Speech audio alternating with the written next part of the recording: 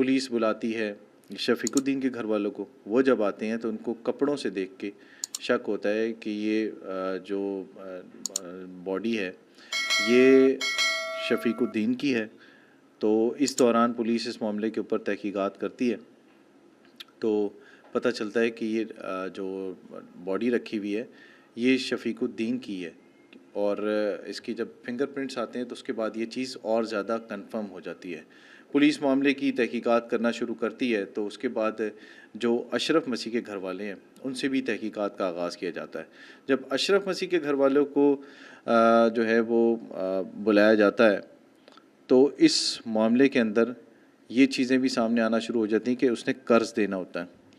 और ये चीज़ सामने आना शुरू हो जाती है कि जो शफीकुद्दीन है ये भी उसके साथ साथ रहता है। जिस जगह भी इसको कर्ज़ मिलना होता है तो वो उसके लिए वो जाता था और बतौर गवाह जो है वो दस्तखत करता था।